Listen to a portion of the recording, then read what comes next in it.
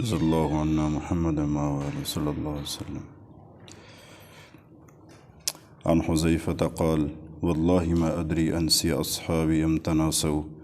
واللہ ما ترک رسول اللہ صلی اللہ علیہ وسلم من قائد فتنة إلى أن تنقضي الدنيا يبلغ من معه 300 فصاعدا لقد سماه لنا باسمه واسم أبيه واسم قبيلته رواہ ابو داود۔ حضرت حذیفہ کہتے ہیں کہ میں خدا کی قسم کھا کر کہتا ہوں کہ مجھے نہیں معلوم کہ میرے یہ رفقا یعنی صحابہ کرام بھول گئے ہیں یا وہ بھولے تو نہیں مگر اپنی بعض مصلحتوں کی وجہ سے ایسا ظاہر کرتے ہیں جیسے وہ بھول گئے ہیں۔ خدا کی قسم رسول کریم صلی اللہ علیہ وسلم نے کسی بھی ایسے فتنہ پردازوں کو ذکر کرنے سے نہیں چھوڑا تھا جو دنیا کے ختم ہونے تک پیدا ہونے والا ہے اور جس کے تابعداروں کی تعداد 300 تک یا 300 سے زائد تک ہوگی۔ آپ صلی اللہ علیہ وسلم نے ہر فتنہ پرداز کا ذکر کرتے وقت ہمیں اس کا اور اس کے باپ کا اور اس کے قبیلے تک کا نام بتایا تھا۔ فتنہ پرداز، فتنہ پیدا کرنے والا، یعنی کوئی ایسا شخص کہ جس کی طبیعت، جس کی جبلت، جس کی فطرت، جس کی نیچر فسادی ہو، ایسے بندے کی کوئی اصلاح نہیں ہوتی۔ یہ بڑا بدبخت انسان ہوتا ہے۔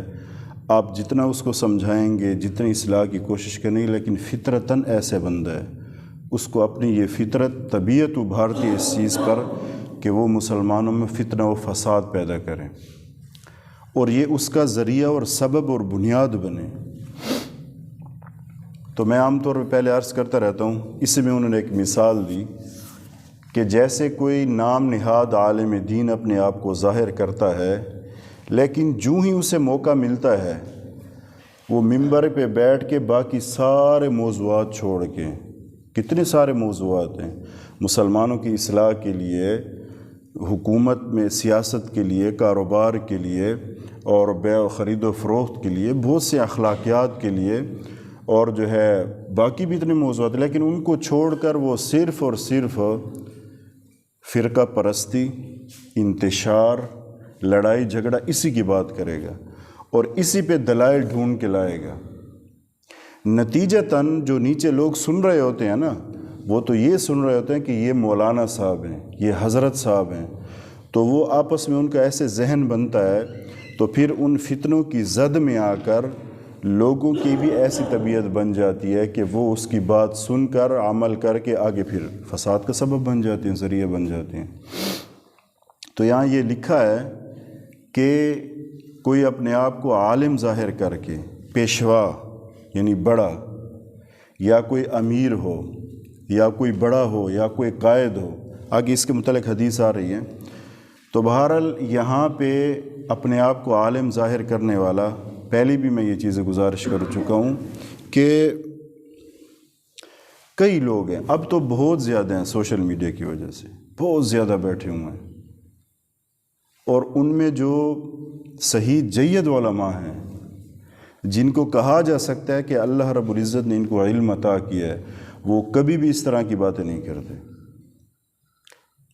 کیونکہ العلم نور من الہی، یہ اللہ کی طرف سے ایک نور ہوتا ہے علم، تو وہ جس کو اللہ کا نور مل جائے تو وہ سوال ہی پیدا نہیں ہوتا کہ وہ لوگوں کو غلط راستہ دکھائے، غلط طریقے پہ چلائے، وہ صحیح رہنمائی کرے گا۔ لیکن جو نام نہاد ہوتے ہیں نا، جن کے اوپر لیبل لگا ہوا ہے، لیبل، تو وہ اس طرح کو لوگوں کو ان چیزوں میں الجھا کر انتشار، افتراء اور جو ہے نا اس طرح فتنہ پرستی میں، فتنہ پروری میں یہ لوگوں کو ذہنیت بناتے رہتے ہیں۔ تو یہ جو حدیث کے الفاظ ہیں نا، ایسے لوگ پیدا ہوں گے، آپ خود اپنی آنکھوں سے دیکھ رہے ہیں کتنے زیادہ ہیں۔ مثبت بات کرنے والے کرنی چاہیے، جو معاشرے میں برائیاں ہیں یا جو تنقید حق ہے، لیکن اس کا یہ مطلب ہرگز نہیں ہے کہ غلط تشریح کر کے، قرآن و حدیث کی غلط تشریح بیان کر کے لوگوں کو گمراہ کرنا، فساد پھیلانا۔ تو فساد پھیلانے کی قطعاً اسلام میں اجازت نہیں ہے کہ کسی بات کو اگر وہ افہام و تفہیم سے حل ہو سکتا ہے مسئلہ، اور امن سے حل ہو سکتا ہے ایک دوسرے کے سمجھانے سے، تو اس طرح اس کو سمجھانا چاہیے۔ نہیں حل ہو سکتا، مثلا آپ باہمی بات ہے نا، مثلا جیسے کوئی علاقے میں بات ہو گئی، محلے میں، تو آدمی ایک طرف ہو جائے، تو یہ خصوصاً ان کی بات ہو رہی ہے کہ وہ ایسے پیشوا اور ایسے بادشاہ حاکم کہ جو فتنہ پھیلاتے ہیں. یہ جو حدیث ہے یہ وہ پیشن گوئی ہیں، حضرت حذیفہ میں نے کہا نا حضور کے رازداں تھے، یہ وہ بیان کر رہے ہیں. یہ وہ پیشن گوئی ہیں جو ابھی ہم آنکھوں سے دیکھ رہے ہیں اور آگے بھی پوری ہوں گی. ٹھیک ہے، جو ہمارے اوپر بیٹھے ہوئے ہیں، ہمارے سیاہ و سفید کے مالک ہیں اس ملک کے، دیکھ لیں آپ ان کو، عقل سے بھی فارغ، علم بھی نہیں ہے اور سمجھ سے بھی فارغ. میں اب یہاں یہ زیادہ بات نہیں، لیکن اتنا کہتا ہوں 75 سال گزر گئے، اور چلو پہلے کوئی 10-15 سال نکال لو، 60-65 سال کر لو، ایک ہی بات چل رہی ہے. ہمارا ملک انتہائی نازک موڑ سے گزر رہا ہے. ہمارا ملک انتہائی نازک، یہ اتنا بڑا موڑ ہے جو 60-65 سال میں طے نہیں ہو رہا، خطرناک. ہمارا ملک انتہائی نازک دور سے، نازک موڑ سے گزر رہا ہے اور نازک دور سے گزر رہا ہے. نہ وہ موڑ ختم ہو رہا ہے، نہ وہ دور ختم ہو رہا ہے. خود سوچیں نا آپ. تو ایسے جو اپنے آپ کو عالم ظاہر کرتے ہیں اور یوں امت کو لڑاتے ہیں، یہ بھی اس نشانی میں ہے کہ یہ فتنوں میں سے ہے. اور ہمارے بڑے، ٹھیک ہے، آپ ایم پی ایم این اے حضرات کو دیکھ لیں، بڑوں بڑوں کو دیکھ لیں، آپ کبھی یہ محسوس ہو سکتا ہے کہ بندہ، کوئی ایک بندہ، میں سب کا نہیں کہہ رہا، کوئی ایسے ہے ان میں جو نماز پڑھا سکتا ہو، جو جمعہ پڑھا سکتا ہو، کہ جس کے پیچھے بندہ جا کے کوئی کہہ سکے کہ یار مجھے بھی اس سے دین کا کوئی فائدہ ملے. اگلی جو حدیث ہے،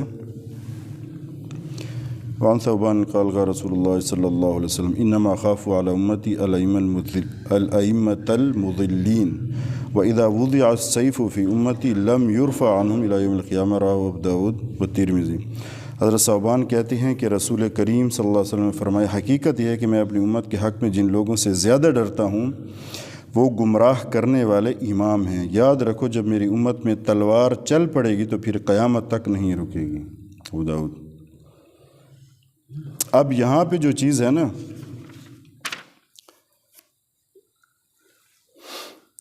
سب سے جو پہلی چیز ہے یہاں پہ وہی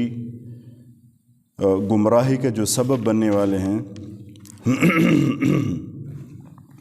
پیشوا. پیشوا کون ہے؟ یعنی کسی قوم کا سردار، کسی علاقے کا بڑا، ٹھیک ہے جی، کسی ضلع کا بڑا، کسی یونین کونسل کا بڑا، ہمارے ملک کا بڑا، ہمارے صوبے کا بڑا، یہ پیشوا ہے. ٹھیک ہے جی. ائمہ امام کی جگہ، اور امام سے مراد اس حدیث میں جو ہے وہ مراد ہے پیشوا، قائد، راہبر. تو اس حدیث میں یہ ہے کہ آپ صلی اللہ علیہ وسلم نے فرمایا کہ یہ ایسے راہبر ہوں گے جو گمراہ ہوں گے، دین سے ہٹ کر چل رہے ہوں گے، جھوٹ کو اپنا حق سمجھیں گے، دھوکے کو اپنی مجبوری سمجھیں گے، ٹھیک ہے، ظلم کو اپنا کاروبار سمجھیں گے. یہ چیزیں چل رہی ہیں. تو یہ گمراہ ہوں گے، اور ان گمراہوں کی وجہ سے جو چلنے والے ہوں گے وہ بھی گمراہ ہو جائیں گے. یہ اس پیشن گوئی میں سے ہے جو آگے حضور نے فرمائی جو فتنوں کی صورت میں ہوگی. تو ہم خود دیکھ لیں، اپنی آنکھوں سے دیکھ لیں اس چیز کو کہ ہمارے بڑے، سب کا نہیں کہہ رہا، کچھ اچھے بھی ہوں گے، اچھی نیت سے ہوں گے، وہ بیچارے ماحول کی وجہ سے مجبور ہو جاتے ہیں، اچھی نیت والے ہوتے ہیں، اچھی نیت سے آتے ہیں، سب کا نہیں کہہ رہا میں. اکثریت، للاکثر حکم الکل، عربی کی قاعدہ ہے کہ اکثریت پر کل کا حکم لگتا ہے. تو ایک تو ہم ہیں نا، یہ صرف ان کی بات نہیں ہو رہی، ہم اپنی بھی بات کریں گے. جو ہماری قوم ہے، جو امت ہے اس وقت، ہم بھی انتہائی، جیسے کہتے ہیں، ایک پسماندگی میں جا رہے ہیں. ہمارے بھی معاملات ٹھیک نہیں ہیں. لیکن یہ جو دو حدیث ہیں یہ خصوصاً پیشواؤں، بڑوں کے لیے، راہبروں کے لیے اور قائدین کے لیے ہیں کہ وہ ایسے گمراہ قسم کے ہوں گے کہ ان کی وجہ سے لوگ بھی گمراہ ہوں گے. دین کا ان کو پتہ نہیں ہوگا، اور جھوٹ اور دھوکہ اور جیسے کہتے ہیں نا غلط قسم کی سیاست جو جھوٹ پہ، حالانکہ سیاست تو اس کا دین کا حصہ ہے، سیاست منع تو نہیں ہے کہ کوئی سیاست نہیں کر سکتا، تو دین کا حصہ ہے، لیکن اس قدر گندی سیاست، ایسی غلیظ سیاست اس سے منع کیا گیا ہے جو آج کل شروع ہے۔ آپ یقین مانیں، دو سیاسی کی آپ تقریریں سنیں گے نا، ایک دوسرے کے خلاف آپ یوں سمجھیں گے کہ ہو سکتا ہے ایک دوسرے کو مار ڈالیں گے، ایسے سخت الفاظ ہوں گے، ہمیں اور آپ کو پتہ بھی نہیں ہوتا کہ صبح انہوں نے تقریر کی، شام کو اکٹھی ہوٹل میں روٹی کھا رہے ہوتے ہیں اور گپے ہوتی ہیں اور کہکے گونج رہے ہوتے ہیں، کیونکہ عوام کو بیوقوف بنانا ہوتا ہے۔ اصل یہ ہیں گمراہ ہمارے قائد اور ہمارے بڑے، تو قیامت کی نشانیوں میں سے ہے۔ اچھا، اب ہماری ذمہ داری، اچھا ایک تو یہ حدیث میں، دوسرا جو حدیث کا ہے نا، جب میری امت میں تلوار چل پڑے گی تو یہ قیامت تک نہیں رکے گی۔ حضرت عثمان کے دور میں جب حضرت عثمان شہید ہوئے تو اس وقت سے جو تلوار چلی وہ کبھی نہیں رک رہی، اس سے پہلے مسلمانوں میں ایسا نہیں تھا۔ حضرت عثمان شہید ہوئے، تلوار چلی، تو بہرحال ابھی موجودہ حالات آپ دیکھ رہے ہیں کہ جب جیسے پھر دھماکے شروع ہو گئے، اللہ ہمارے حال پہ رحم کرے، جو پولیس شہداء ہیں، دلی دکھ ہوتا ہے ہمیں یہ چیزیں دیکھ کر۔ آپ کو پتہ ہے ایک بندہ جب شہید ہوتا ہے، دنیا سے جاتا ہے، تو اس کے کتنے لواحقین ہوتے ہیں، اس کا اپنا گھرانہ، اس کے سسرال، اس کے عزیز و اقارب، ماموں، تایا، چچا، ایک لمبا حساب ہوتا ہے، وہ سب غمگین ہو جاتے ہیں۔ کتنی زیادہ شہادتیں ہوئی ہیں۔ تو اللہ ہمارے حال پہ رحم فرمائے، جب ایک مرتبہ تلوار نکلتی، جب نکلے گی تو پھر قیامت تک واپس نہیں جائیں گے، یہ بھی فتنوں میں سے ہے۔ تو یہاں جو حدیث کی جو تشریح ہے وہ یہ ہے کہ بجائے معاملے کو افہام و تفہیم سے، ایک دوسرے کے سمجھانے اور دیانتداری اور اخلاقیات سے اور شعور کے ساتھ، عقل کے ساتھ، بجائے معاملات کو سلجھانے کے، وہ کیا کریں گے، ایک دوسرے کو مارنے کی سوچیں گے کہ میرے راستے کا یہ کانٹا ہے، اب اس کو ہٹاؤں گا تو پھر میری سیاست چلے گی۔ تو یہ چیز بھی ہم دیکھ رہے ہیں۔ تو مقصود یہ کتاب الفتن سے جو میں یہ حدیثیں پڑھ رہا ہوں، مقصود یہ ہے کہ ہمیں آگاہی ہو، ہمیں اس کا علم ہو کہ یہ جو فتنے ہیں ہم استعمال نہ ہو اس میں بھی ہم علماء کی رہنمائی لیں اور ان سے پوچھیں۔ جب ووٹ کا وقت ہے اس وقت بھی پوچھیں کیا کرنا چاہیے، کیا نہیں کرنا چاہیے، نیوٹرل علماء سے۔ میں یہ نہیں کہتا کہ کوئی کسی سیاسی جماعت سے منسلک ہو سکتا ہے، پھر وہ کہ وہ آپ کو وہی مشورہ دے، کوئی جو بالکل الگ ہو اس سے پوچھے کہ حضرت میں کیا کروں، یہ جو ہماری ذمہ داری ہے، میں دوں یا نہ دوں، کس کو دوں یا نہ دوں، میرے لیے بہتر کیا ہے، پوچھنا چاہیے۔ ابھی آپ دیکھ رہے ہیں کہ پہلے میں نے ایک حدیث جو گزری تھی کہ نہ مرنے والے کو پتہ ہوگا نہ مارنے والے کو پتہ ہوگا، ابھی بے قصور جن کا کوئی قصور بھی نہیں ہوتا ایسے جا رہے ہیں، تو یہ فتنوں میں سے ہیں۔ اللہ تعالی ہمیں ان فتنوں سے محفوظ فرمائے۔ ہمارے مسلمان بھائیوں کو جتنے پولیس شہداء ہیں، جتنے شہید ہوئے ہیں، جہاں جہاں شہید ہوئے ہیں، یہ تو تازہ واقعہ ہوا ہے پشاور کا جو لائن پولیس میں ہوا ہے، اللہ ان تمام شہداء کو ان کی شہادت قبول فرمائے اور ان کے لواحقین کو، بیوی بچوں کو، کیونکہ میں کلپ دے رہا تھا، میں رو پڑا اس کو دیکھ کر، بچے لپٹ رہے ہیں باپ سے، رو رہے ہیں بیچارے، تو اللہ ان کو صبر دے ایسے گھرانوں کو، کیونکہ یہ بہت بڑا ایک سانحہ ہوتا ہے، ایک باپ کا سایہ چلا جانا، اٹھ جانا، چلے جانا، پیچھے پھر کون کرتا ہے، آج کل نفسا نفسی ہے۔ تو اللہ تعالیٰ ان کے اشک شوئی کا کوئی بندوبست کرے، اور اللہ تعالیٰ ہمارے ملک کو پھر اس آگ میں جو دھکیلا جا رہا ہے نا، اللہ اسے محفوظ کرے، اللہ ہم سب کو محفوظ فرمائے،